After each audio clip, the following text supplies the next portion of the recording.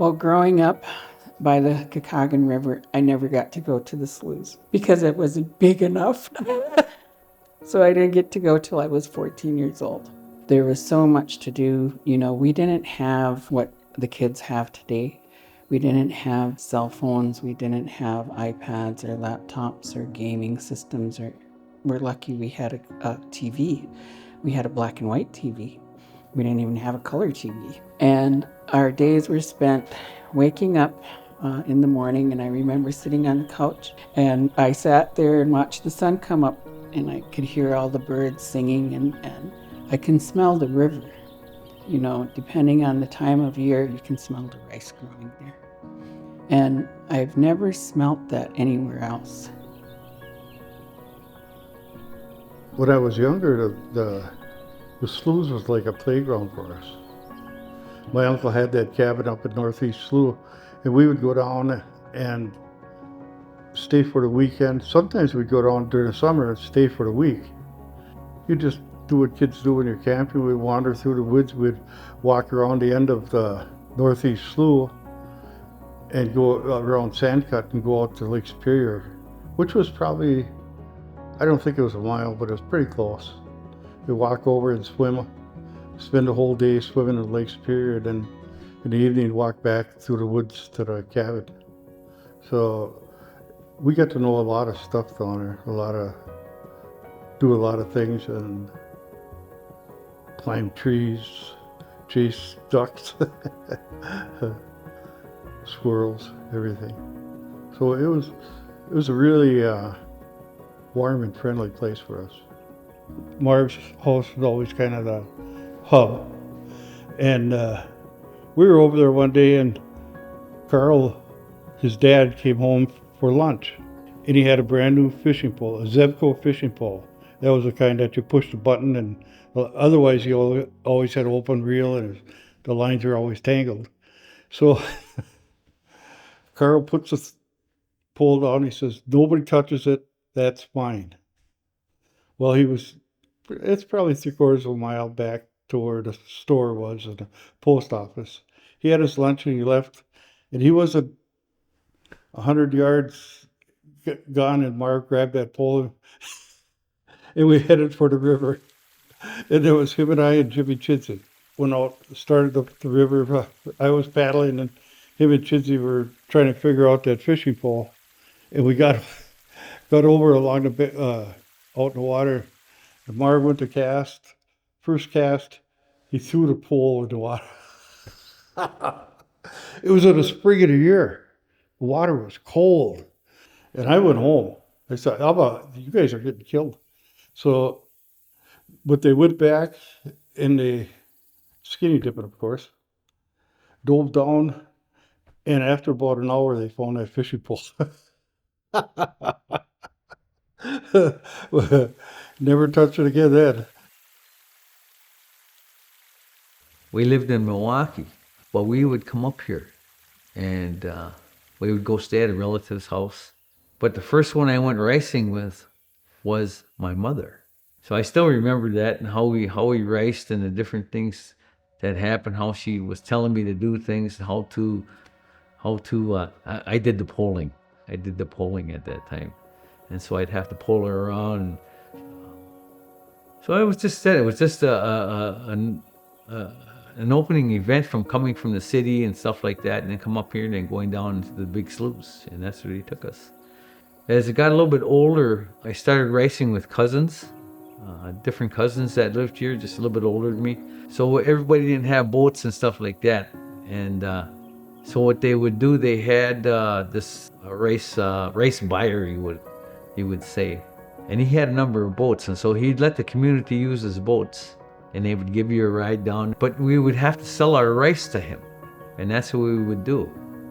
And so we would sell our rice to him, and he would make his what he called it. And then we used that for school clothes. So we bought things like, I remember I bought bell bottoms. Wow, that was something else, yeah. And all this time that we're doing this thing, we're all using tobacco and appreciating the place, appreciating the rice. My father my father came in and he spoke the language, and he would pray and different things like that. And he taught us things that I learned and listened from him, as how he offered tobacco to the environment out there, okay, and how he made that connection, okay?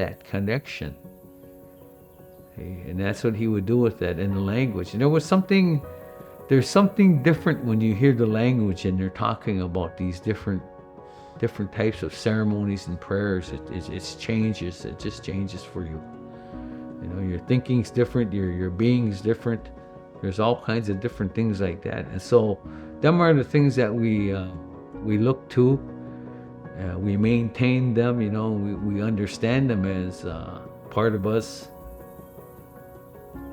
I think that first of all, we have to know what the name of it really is. And I remember this name because I was given a ride home down to Kakagon, Jerome Arbuckle one time. And we got to the highway and he stopped there for the cars to go by, and he looked at the street sign and it said Kakagon on there, Kakagon Road. And he says, you know, that's really not the name of the road that was here. And I said, really? He said, yeah.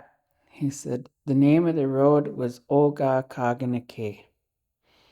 And I was like, okay, that's a long name. How did it become Kakagon? He said, you want to know how it became Kakagon? It became Kakagon because the Department of Transportation said Ogaa was too many syllables to use on a street sign. So they wouldn't put that name on there. So we had to compromise and use Kakagon. He said ogaa, walleye, kagan, how that moves. He says, and then nike, he said to making them. So the cultural significance of the Kakagon Sloughs is that it's the place where the walleye come to spawn. They make other walleyes. And one of the reasons why we have our fish hatchery in that location, because it's one main river in northern Wisconsin that is specific to the walleye population. 40, 50 years ago, we used to get a lot of rice, lots of rice, at least over 200 pounds a day we'd get. And that helped with buying school clothes for me and my brother Squeak. We usually sold our rice to Carl Madej, who would bring in a buyer from, I think, Minnesota, who would buy the rice, but he would also provide to us boats to use if we sold his rice to him. Most of the time we sold it all. And the only time we kept the rice is when I went out with my grandma or grandpa ricing, and we'd process our own rice the old-fashioned way with big old hog and fire and dance it out. That's the rice we kept then. Growing up by the Kakagon, it was vibrant in August. Everybody came down. We had to keep our yard clean because everybody was coming down and they would see how we were at our house and everything like that. And so we would get in trouble if the lawn wasn't mowed. The first time when I went into the Kakagon Sloughs, I was nervous. I never riced before, except watching people from the road or the bridge as they were knocking the rice in there. And the person I was with also didn't rice before. So we were clueless as to what we were doing. But I remember the boat ride because there wasn't that many boats that went out there. I remember him saying, "Where do you want to get off at?" And we were like, "We don't know, where there's rice." And so when we got out there, I noticed as we were going, it was getting bigger and broader and wider, and there was more and more rice. And so I was nervous. And it wasn't until later on in life where Moka'aangiizisiban, Joro's senior Iban, said, I went out there when I was 9 years old with my 7-year-old brother, and we paddled all the way out to the Kakagon Sloughs, and I thought I was such a wuss at 14. And we ended up paddling halfway back and racing along the way. And about halfway through that point, we ended up trying to pull over and use the bathroom, and we tipped our canoe over with all our rice in it. And but we had fun, and we were able to pole around and learn how to pole and learn how to knock and things like that. But there was nobody teaching us, which I wish we did have somebody. One really funny story. My son and I were out racing a big slough, and two of my sisters were out. And all of a sudden we hear a squeal in the... Where are they? So we pulled over to where the noise came from, and there they were. And looked around and said, "Where's your canoe?" They were standing in their canoe on the bottom. They were afraid of, I don't know, bloodsuckers, frogs or whatever, snakes or whatever's down there. So, yeah, that took up a half a day to get them on the water. Had to find the boat first. My uncles told me if I didn't listen and behave in the canoe, the water spirit was going to come get me. So I would be out in that canoe and I'd be looking at this, doing this, and not racing. And so my uncles told me about, water snake that lived out in the sloughs. And if I didn't pay attention and start doing what I was supposed to do and start knocking that race, that water snake was going to come over by me. So I was scared of that water snake. And so fast forward a couple years later, I fell in, I wasn't paying attention. I was poling.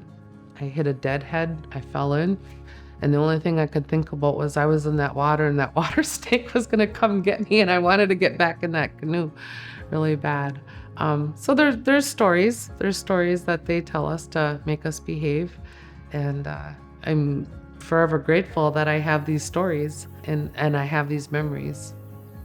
The community goes out there and they go racing, but you hear all the racers out there in their boats racing, you hear the conversations going on, and things are pretty good. They're talking about things and racing, and they'll come by some boats, they'll meet, how's the race? Yeah, it's good down that way.